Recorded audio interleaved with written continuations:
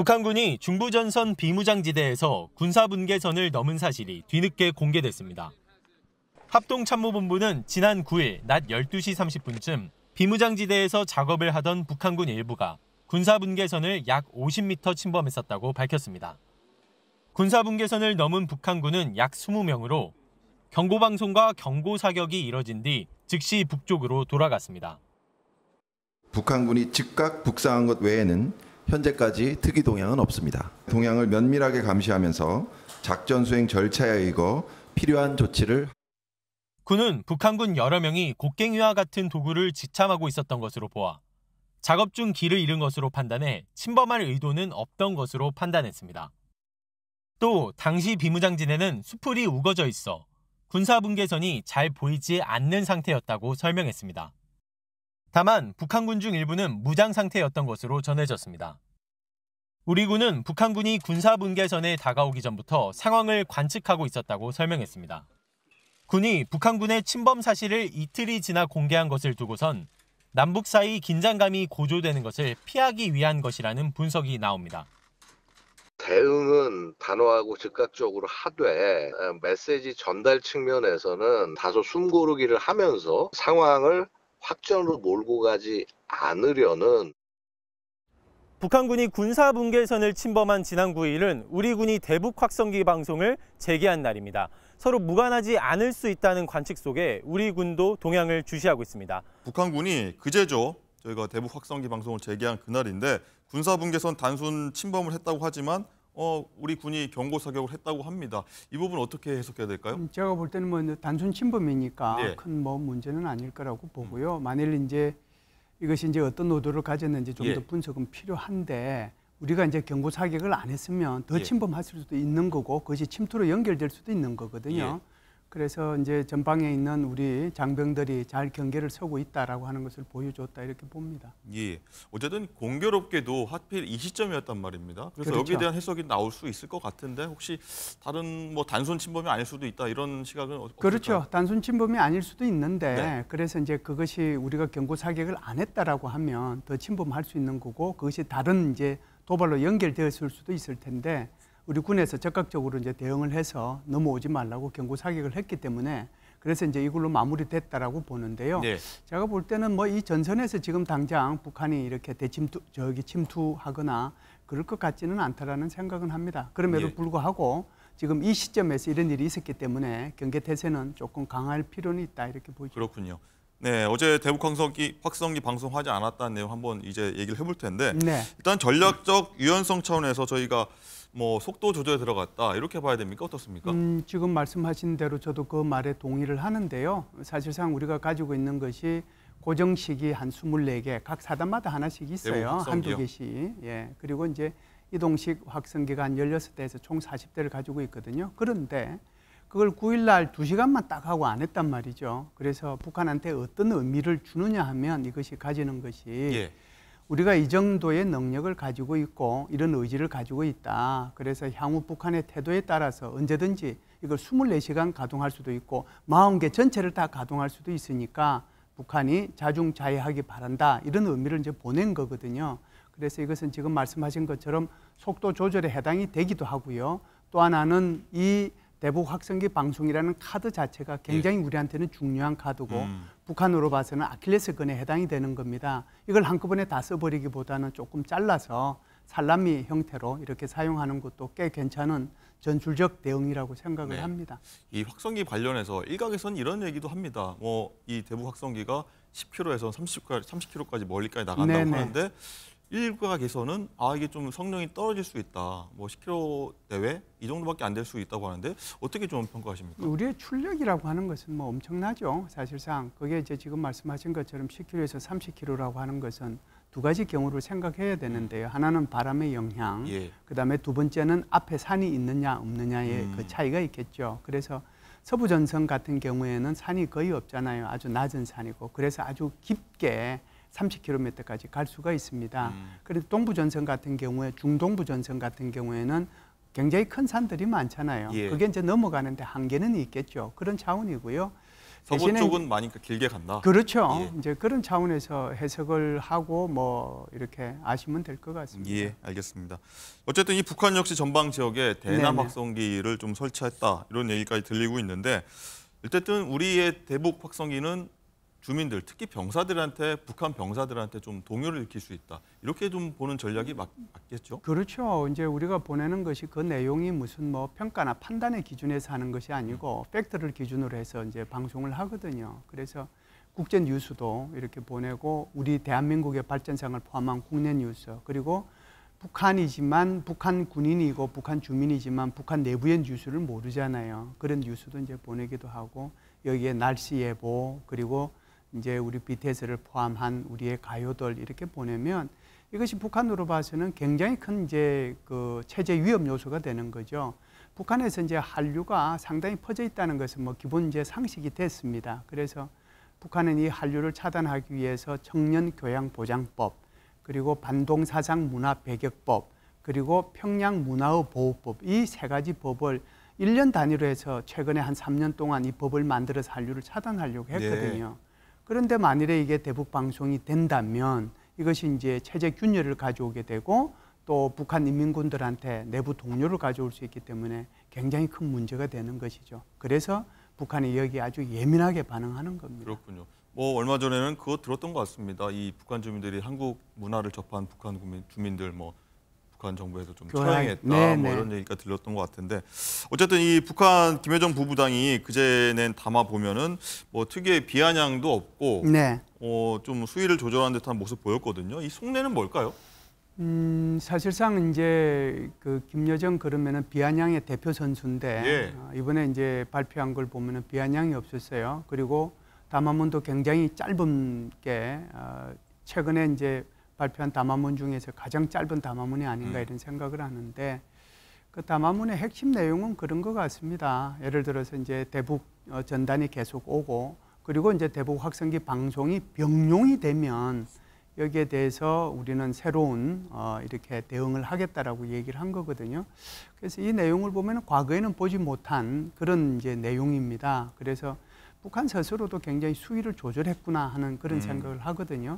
그래서 아마 이런 식으로 우리가 이제 또 거기에 대해서 2시간 동안만 방송을 하고 더 이상은 이제 안 하고 그러니까 여기에 대한 응답일 수도 있고 또 북한 스스로도 수위를 조절하는 게 아닌가 이런 생각은 합니다. 예.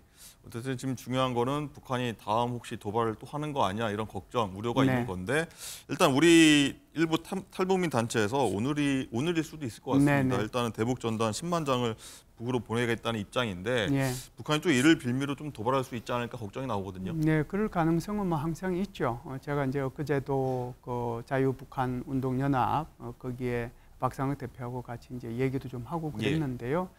이제 계속해서 보내겠다는 그 의지는 변함이 없는 것 같습니다. 그래서 자기네들이 조그만 힘이라도 북한 주민들에 대해서 알거리를 충족시켜 줄 수 있다라고 하면 그걸 하겠다라고 얘기하거든요. 사실상 이것은 바람의 영향이 굉장히 크고요. 풍속도 굉장히 이제 중요한 영향을 미칩니다. 그래서 여름 같은 경우는 아무래도 이제 남풍이 많이 불죠. 그러니까 그래서 우리가 이제 전단을 보내기에 좀 유리하고요. 그리고 겨울을 중심으로 해서 봄, 가을 쪽은 북서풍이 좀 많이 붑니다. 그래서 이제 북한이 우리한테 전단을 보내는데 유리한 그런 기상 조건을 가지고 있는 게 우리 한반도거든요. 예. 그래서 만일 이제 오늘에 보낸다라고 하면 오늘의 바람이라든지 이제 방향이라든지 속도 이게 중요하겠죠.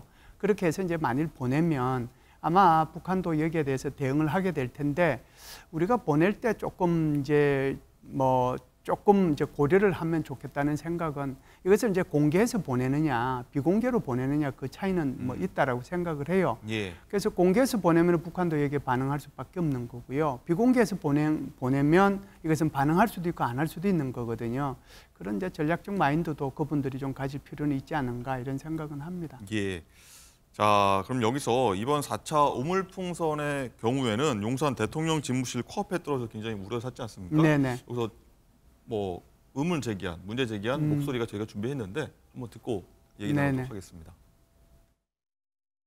이 북한의 풍선이 김포와 용산을 지나서 청담대교로 가고 있다는 얘기를 들었다. 뭐 이런 게 나왔잖아요. 그리고 용산에도 한 개 정도 떨어졌다는 얘기가 들리고 있어서 그것이 용산 대통령실을 지나갔다. 네. 그럼 그 주변에 떨어졌다라는 것의 의미는 어떻게 군에서는 받아들여야 되는 건가요? 대통령실에 울타리가 뚫혔으니까 경호 작전의 실패고 작전의 실패죠.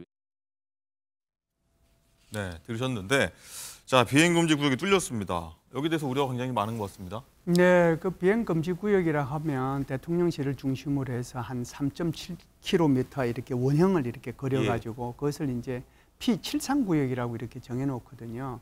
거기에는 이제 어떤 비행 물체도 이제 들어와서는 안 되는 겁니다. 예, 저 화면을 내보내고 있습니다. 우리 한국군의 그 헬기들도 다 이 3.7km 바깥 P73 구역 바깥으로 이렇게 운영을 하고 있거든요. 그래서 사실상 여기 이제 이 오물풍선이 온 것에 대해서 이곳을 지나갔으니까 여기에 대한 이제 비판은 있을 수는 있는데 이게 이제 사실은 북한에서 딱 그 용산을 향해 가지고 이걸 보내면은 용산으로 와지는 게 아니거든요. 그게 이제 풍량과 풍속에 따라서 다른 거고요. 두 번째는 여태껏 여기에서 나온 것들이 무엇인지는 이제 판명이 됐잖아요. 이제 1차, 2차, 이번에 이제 3차, 4차까지 이렇게 보낸 건데 그 내용을 보면은 쓰레기란 말이죠. 그래서 그런데도 불구하고 그것을 이제 예를 들어서 그것을 뭐 격추한다고 그러면 좀 말이 이상하긴 한데 그것을 그렇게 쏴서 터뜨리는 것이 맞는 건지 그렇지 않으면은 그냥 내려앉게 해서 수거하는 것이 맞는 거지 거기에 대한 판단은 저는 있었다라고 봅니다. 그래서 사실상 이게 오물풍선이라고 하는 것이 우리가 전투기도 아니고 폭격기도 아니고 휙 지나가는 게 아니잖아요. 굉장히 느린 속도로 상대적으로 보면 지나가는데 그거 격추 못해서 안 했겠습니까? 네. 그래서 지금 나와서 좀 전에 말씀하신 분이 사성 장군 출신인데 그분도 이런 것들을 잘 아시리라고 저는 생각을 합니다. 그럼에도 불구하고 이제 비판을 하신 것 같은데 뭐 그분을 제가 다시 비판할 생각은 없지만 그래도 이것을 왜 안 했는지 그 정도는 이해하고 계신 분이라고 저는 생각을 합니다. 예, 알겠습니다. 자 마지막으로요. 이제 김여정 부부장이 얘기한 새로운 대응 마지막으로 한번 여쭤보려고 하는데, 자 이게 뭐 드론을 활용한 도발이냐, 뭐 다른 국지적 도발이냐 분분하지 않습니까? 저희는 어떻게 좀 예상하고 계십니까? 그 뭐 새로운 도발이라고 하는 것이 지금은 이제 북한에서도 대남 확성기 방송 재개하겠다라고 하는 것도 하나의 대안이 될 수 있을 거고요.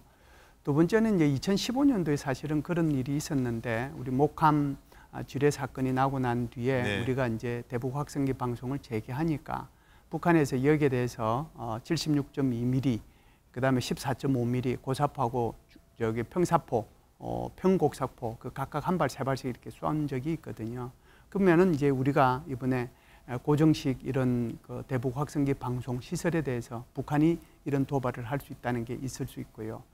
세 번째는 지금까지는 쓰레기만 보냈잖아요. 그런데 이제 앞으로는 쓰레기가 아니라 정말 우리가 이제 우려하고 있는 화생방 물질이나 또는 폭발물들을 보낼 수 있는 거죠. 네, 걱정하는 부분이긴 합니다. 이제 네 번째는 아까도 모두의 이제 우리 그 서해상에 나가 있는 기자분이 보도를 했지만 그 리포트를 보시면은 아시겠지만 사실상 올해 지금 6월 말에 북한으로부터는 주요한 정치 행사가 하나 계획이 돼 있어요. 뭐 노동당 중앙위원회 전원회의도 있지만 그보다 더 중요한 것이 어떻게 보면 최고인민회의인데 최고인민회의에서 헌법을 개정하도록 돼 있거든요. 언제죠? 그게 이제 이번에 최고인민회의가 6월 말에 개최가 되면은 이것을 이제 작년 12월 말에 김정은이 무엇을 헌법을 개정하라라고 지시를 했어요. 우리 같으면 상상도 할 수 없지만 북한은 김정은의 말이 헌법보다 더 상위 개념이기 때문에 그걸 그대로 넣어야 돼요. 그래서 남북 관계를 적대국 관계로 규정하는 거, 그리고 하해 협력, 통일 이런 말들을 다 빼내는 거, 그리고 이런 것들을 인민들하고 학생들한테 교육시키는 거, 그리고 이제 가장 중요한 게 하나 있는데 이것이 이제 김여정이 말하는 새로운 도발에 해당이 될 수 있는 겁니다. 그게 뭐냐면 이 국경선을 정하라고 그랬거든요. 그 국경선을 헌법에 포함시키라고 그랬습니다. 그래서 이제 육상에서의 국경선은 지금은 군사분계선이 하나의 국경선 역할을 하지만 지금 서해에서의 북방 한계선을 북한이 인정하는 게 아니잖아요. 그러면은 거기에 대비해서 북한 스스로가 자기네들이 설정하는 그런 어떤 그 경계선이라고 할까요? 해상에서의 거기에 대비한 이제 이런 도발을 할 수 있는데 그것이 북한이 말하는 수중과 수상에서의 무인기를 동원한 도발이 있을 수 있거든요. 네. 이건 이제 우크라이나와 러시아 전쟁에서 보다시피 그런 무인기를 사용해서 북한도 도발할 수 있기 때문에 네. 여기에 대한 각별한 주의가 좀 필요하지 않은가 생각합니다. 알겠습니다. 좀 걱정이 많은데 좀 지켜보도록 하겠습니다.